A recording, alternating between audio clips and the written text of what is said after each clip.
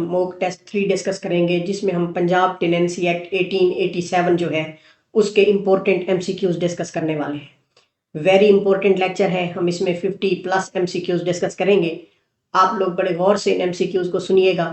آپ میں سے کوئی بھی اگر ہمارا ٹیسٹ سیشن جو کہ فری آف کاسٹ ہے جوائن کرنا چاہتا ہے تو اس کے لیے آپ کے اسکرین پر ہمارا جو واٹس ایپ نمبر دیا گیا ہے آپ اس پر واٹس ایپ کر سکتے ہیں. ہم آپ کو گروپ میں ایڈ کر دیں گے اور روزانہ بیسس پر جو ہے ڈیلی ٹیسٹ آپ کی طرف سینڈ کیا جائے گا جس کو کرنے کے بعد آپ کو ایکسپلینیشن کے ساتھ جو ہے اس کا ریمارکس بھی ملیں گے. تو آئیے ہم چلتے ہیں پنجاب ٹیننسی ایکٹ 1887 سے متعلق کوشچنز کی طرف.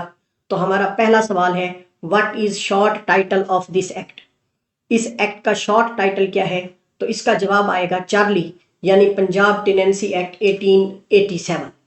تو یاد رکھیے گا سیکشن 1 میں واضح طور پر درج ہے کہ اس ایکٹ کو پنجاب ٹیننسی ایکٹ 1887 جو ہے وہ کہا جائے گا. کوشچن نمبر 2 ہے according to section 4 land does not include. تو یاد رکھیے گا وہ لینڈ جو سائٹ آف بلڈنگ یا ٹاؤن ہو ولیج میں وہ جو ہے اس ایکٹ میں انکلوڈ نہیں کی جائے گی. اور یہ سیکشن 4 کے پارٹ 1 کے مطابق جو ہے لینڈ کی تعریف میں گاؤں یا شہر میں کسی عمارت کی جگہ کو جو ہے وہ شامل نہیں کیا جائے گا. ویری امپورٹنٹ ایم سی کیو ہے. As per section 4 rent means what ever is pay able to the land lord but does not include. Section 4(1) کے مطابق سیکشن 4(3) کے مطابق جو رینٹ ہے نا اس کی تعریف رینٹ سے کیا مراد ہے. سیکشن 4 کے مطابق رینٹ سے کیا مراد ہے؟ رینٹ سے مراد وہ ہے جو مالک کے زمین کو ادا کیا جائے. لیکن اس میں کیا چیز جو ہے وہ شامل نہیں ہے؟ تو یاد رکھیے گا اس میں اینی سیس ولیج یا ادر کنٹریبیوشن جو ہے وہ شامل نہیں ہوگا. یعنی اس کو آپ رینٹ کی مد میں نہیں دے سکتے ہیں. سیکشن 4(3) کے تحت رینٹ کی تعریف میں کسی قسم کا محصول یا گاؤں کا ٹیکس یا دیگر واجبات جو ہے وہ شامل نہیں کیے جائیں گے. نیکسٹ ہے جی a person who hold land under an other person and is liable to pay rent is defined as. کیا کہتا ہے وہ شخص جو کسی دوسرے شخص کی جو زمین ہے وہ رکھتا ہے اور کرایہ ادا کرنے کا پابند ہے تو اسے ہم کیا کہتے ہیں؟ سمپل ایم سی کیو ہے، اسے ہم ٹیننٹ کہتے ہیں. یہ سیکشن 4 کے پارٹ 5 کے اندر جو ہے وہ ٹیننٹ کی تعریف جو ہے وہ اسی طرح کی گئی ہے کہ وہ شخص جو دوسرے کے تحت زمین رکھتا ہے اور کرایہ ادا کرنے کا پابند ہوتا ہے اسے ہم ٹیننٹ کاشتکار یا مزارع جو ہے وہ کہتے ہیں. نیکسٹ ہے جی which of the following is considered an improvement under the act. یعنی ان میں سے کون سا عمل جو ہے وہ ایکٹ کے مطابق امپروومنٹ یا بہتری سمجھا جائے گا؟ تو یاد رکھیے گا ان میں جو سب سے امپورٹنٹ ہے وہ ہے عام طور پر جو ہے اس میں کس کی فراہمی جو ہے وہ آپ نے یاد رکھنا ہے کہ construction of Wales for water supply. پانی کی سپلائی کے لیے جو ویلز وغیرہ کی کنسٹرکشن ہے اس کو کیا سمجھا جائے گا؟ اس کو جو ہے امپروومنٹ سمجھا جائے گا. امپورٹنٹ ہے. یعنی سیکشن 4(19) کی وضاحت میں کنویں اور پانی کے کاموں کی تعمیر کو امپروومنٹ کی مثال کے طور پر جو ہے وہ بیان کیا گیا ہے. نیکسٹ ہے جی اے tenant can acquire a right of occupancy under the section 5 if he has occupied land for more than 2 generation and for not less than. Section 5 کے تحت کوئی بھی ٹیننٹ یعنی کرایہ دار جو ہے وہ زمین پر قبضہ رکھنے کا حق رائٹ آف آکوپینسی کا حقدار بنتا ہے اگر وہ 2 نسلوں سے زیادہ عرصہ یا کم از کم کتنے سال سے زمین پر قابض ہو. تو یاد رکھیے گا کم از کم جو ٹائم بتایا گیا ہے وہ 20 ایئر ہے. اور یہ کہاں پر بتایا گیا ہے؟ یاد رکھیے گا سیکشن 5(1)(a) کے تحت جو ہے کم از کم 20 سال مدت ہونا جو ہے وہ ضروری ہے. نیکسٹ ہے جی according to section 9 a right of occupancy. Section 9 کے مطابق جو رائٹ آف آکوپینسی ہے وہ صرف وقت گزارنے سے جو ہے وہ حاصل نہیں کیا جاتا. صرف ٹائم گزارنے سے ایکوائر نہیں کیا جا سکتا. تو اس کا جواب جو ہے وہ چارلی آئے گا، یعنی can not be acquired by mere lapse of time. Charlie. Section 9 کے اندر واضح طور پر بیان کیا گیا ہے کہ صرف وقت گزارنے سے حق قبضہ حاصل نہیں ہوگا. نیکسٹ ہے جی اے tenant record as having a right of occupancy before October 21, 1868 is deemed to have that right unless. جو ٹیننٹ کرایہ دار 21 अक्टूबर 1868 से कब्जे के हकदार के तौर पर दर्ज था, उसे हक हासिल रहेगा जब तक के किसी कॉम्पिटेंट कोर्ट के फैसले से बरअक्स साबित ना हो, यानी contrary is established by a decree of a competent court. तो जवाब क्या आएगा इसका? अल्फा।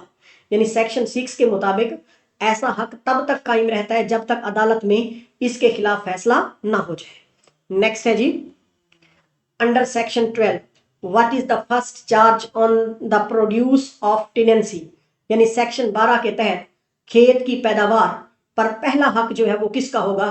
तो याद रखिएगा जो रेंट पेएबल है उसका हक जो है वो सबसे पहला होगा, इसलिए इसका जवाब जो है वो अल्फा आएगा। यानी कि किसका हक? सेक्शन 12(1) के मुताबिक पैदावार पर सबसे पहला हक जो है वो किराएदार का होता है, किराए का होता है। नेक्स्ट है where rent is taken by division of the produce who is entitled to exclusive possession of whole produce until it is divided, यानी इसमें हमें यह कहा गया है कि जब रेंट पैदावार की तकसीम डिवीजन ऑफ प्रोड्यूस से वसूल किया जाता है तो तकसीम से पहले पूरी पैदावार पर कब्जे का हक जो है वो किसको हासिल है? तो याद रखिएगा ये हक टेनेंट को हासिल है, और ये हमें सेक्शन अपना 12 के पार्ट 4A के तहत जो है तकसीम से पहले पैदावार पर मुकम्मल कब्जे का हक जो है वो किसको हासिल है? वो टेनेंट को हासिल है। नेक्स्ट है जी, under section 14 a person occupying the land without landlord's consent is liable to pay rent at. Section 14 के मुताबिक अगर कोई शख्स लैंडलॉर्ड की इजाजत के बगैर जमीन पर कब्जा कर ले तो उसे रेंट अदा करना होगा। कैसा? रेंट रेट पेएबल इन प्रीसीडिंग एग्रीकल्चरल ईयर, पेएबल इन प्रीसीडिंग एग्रीकल्चरल ईयर, यानी सेक्शन 4 के मुताबिक गुज़िश्ता ज़रई साल के रेट या मुनसिफाना शरह पर जो है उसको क्या करना होगा? किराया जो है वो देना होगा, किराया अदा करना होगा। नेक्स्ट है जी, for the enhancement of cash rent of an occupancy tenant under the section 12 the rent is compared to, यानी सेक्शन 22 के तहत ऑक्युपेंसी टेनेंट की के कैश रेंट में इजाफा किस बुनियाद पर किया जाता है? तो वेरी इंपॉर्टेंट है, ये इजाफा किया जाता है अमाउंट ऑफ लैंड रेवेन्यू के ऊपर, यानी कि सेक्शन 22(1) के मुताबिक इजाफा जो है वो जमीन महसूल के तनासुब से जो है वो किया जाएगा। वेरी इंपॉर्टेंट एमसीक्यू है।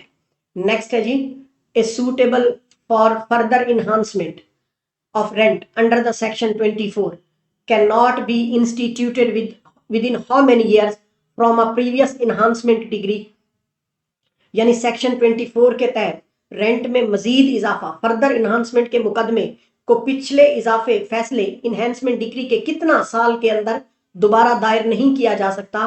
तो आप कह सकते हैं 5 years के अंदर।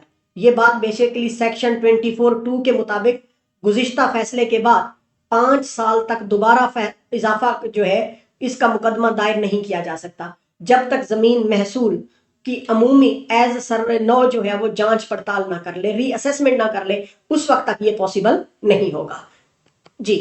ए tenant can deposit rent with a revenue officer under the section 31 in all of the following situations except, यानी कि यहां पर ये बता रहा है कि सेक्शन 31 के तहत टेनेंट किराएदार को रेवेन्यू ऑफिसर के पास दर्ज झेल तमाम सूरतों में जो है वो जमा करवाया जा सकता है, सिवाय किसको छोड़कर?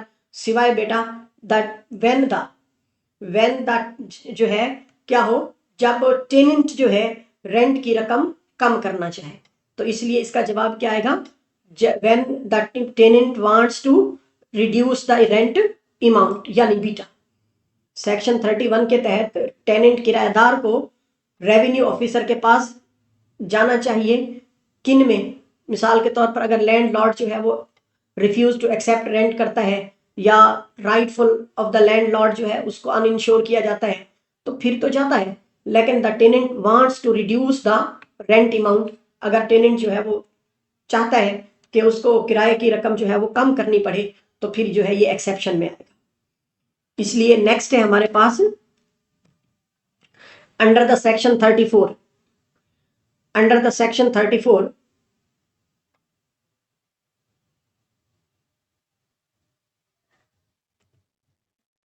A lease granted for the period exceeding the term of land revenue assessment become voidable if section 34 के मुताबिक अगर किसी जमीन का लीज मुद्दत महसूल term of land revenue assessment जो है से ज्यादा अरसे के लिए दिया गया हो तो वो लीज मनसूख वॉइडेबल हो जाएगा अगर, याद रखिएगा, उसमें लैंड रेवेन्यू में तब्दीली हो जाए या फ्री कैन जो है वो फेयर रेंट पर मुत्तफिक ना हो।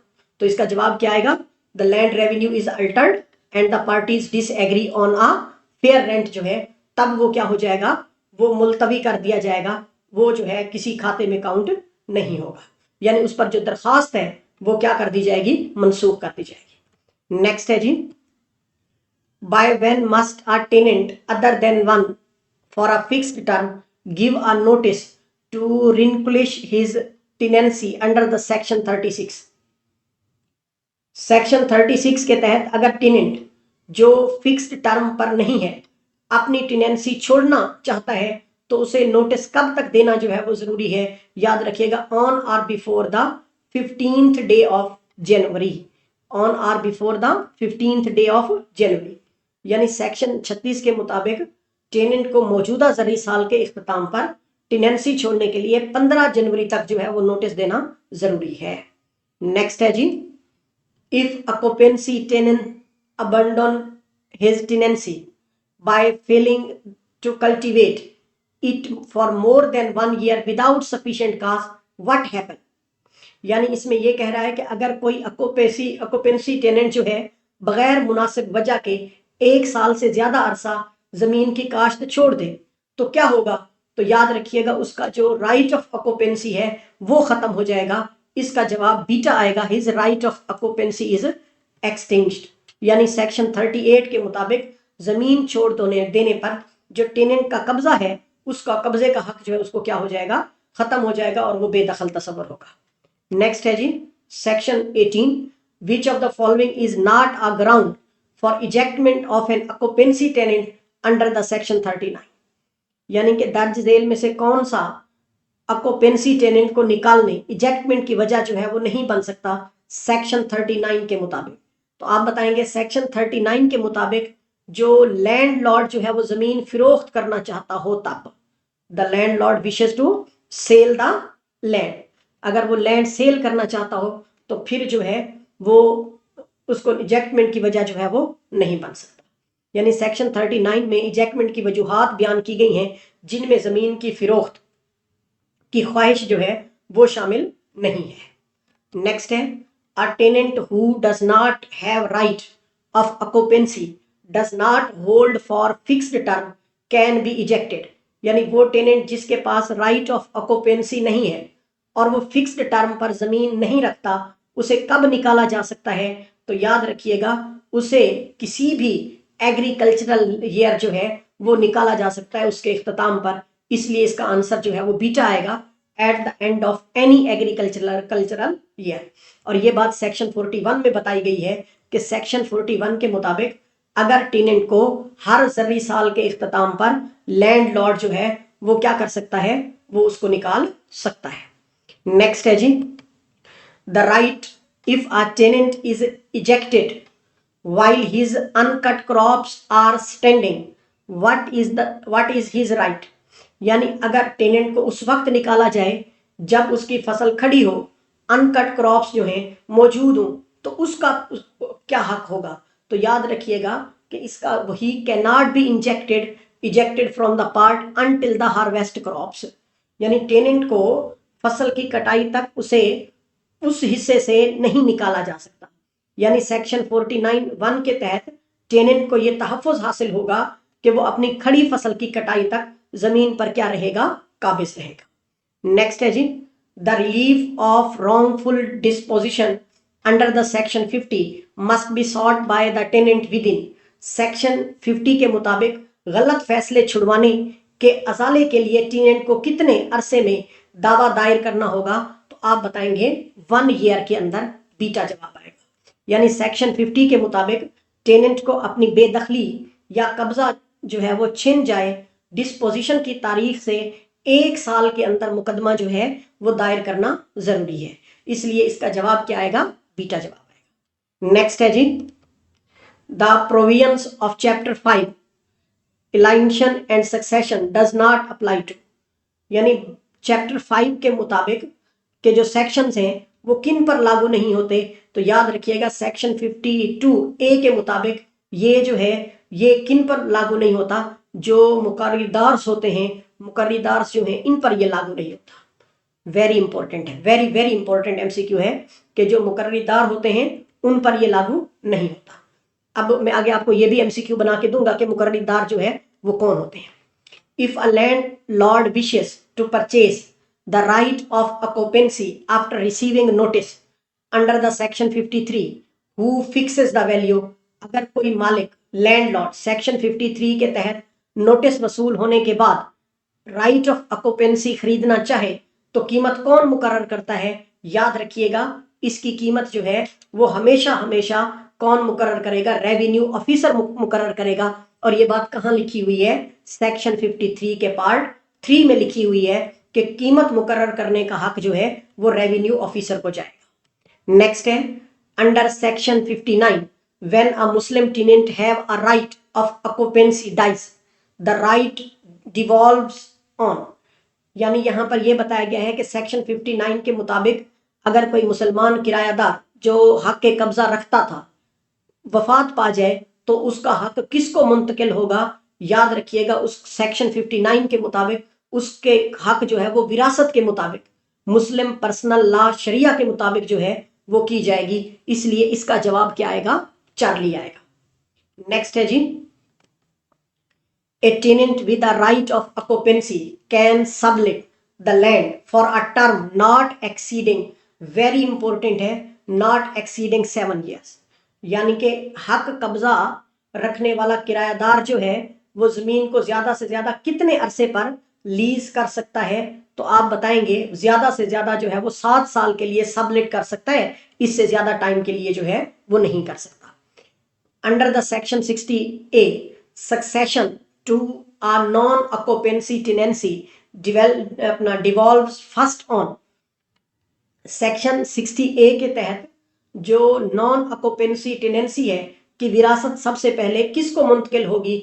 तो याद रखिएगा सबसे पहले जो है वो प्रेफर्ड हायर को मुंतकिल होगी जिसको तहरीरी तौर पर जो है वो नामजद किया गया होगा, यानी कि उस बंदे ने उसको जो है वो पहले मुंतकिल होगी अगर उसका नाम जो है वो मौजूद है। इसलिए जवाब आएगा द प्रेफर्ड हायर जो है if any name in the return writing, अगर वो राइटिंग में उसका कोई नाम क्या हो मौजूद हो तो पहले पहले क्या होगी, उसी को मुंतकिल होगी। नेक्स्ट है जी, a landlord need the previous permissions of the dash to make an improvement on the tenancy of an occupancy tenant, यानी कि हमें इस क्वेश्चन में क्या कहा गया है कि अगर कोई मालिक लैंडलॉर्ड ऑक्यूपेंसी टेनेंट की जमीन पर बेहतरी इंप्रूवमेंट करना चाहता है तो उसे पहले किसकी इजाजत दरकार होगी। याद रखिएगा सेक्शन 61 पार्ट 1 के मुताबिक बेहतरी के लिए इजाजत जो है वो कौन प्रोवाइड करेगा, वो कलेक्टर प्रोवाइड करेगा।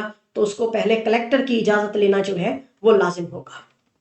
नेक्स्ट है जी, आ tenant who has made an improvement in accordance with the act cannot be ejected until, यानी कि वो किरायादार जिसने कानून के मुताबिक बेहतरी इंप्रूवमेंट की हो उसे कब तक जो है वो बेदखल नहीं किया जा सकता। तो याद रखिएगा सेक्शन 68 के मुताबिक जब तक टेनेंट को कंपनसेशन अदा ना किया जाए उसे जो है वो बेदखल नहीं किया जा सकता until the landlord pay him compensation, जब तक लैंडलॉर्ड उसको कंपनसेशन ना दे दे उसको बेदखल नहीं कर सकते। A clearing tenant ejected from the waste land he brought under cultivation is entitled to compensation for the disturbance not exceeding, यानी यहां यह बताया गया है कि वो क्लियरिंग टेनेंट जिसे बंजर जमीन आबाद करने के बाद बेदखल किया जाए उसे ज्यादा से ज्यादा कितने साल के किराए के बराबर जो है वो मुआवजा दिया जाता है। तो याद रखिएगा 5 years रेंट के मुताबिक, ये सेक्शन 69 के मुताबिक ज्यादा से ज्यादा 5 साल के किराए के बराबर जो है वो कंपनसेशन दी जा सकती है। इंपॉर्टेंट है जी।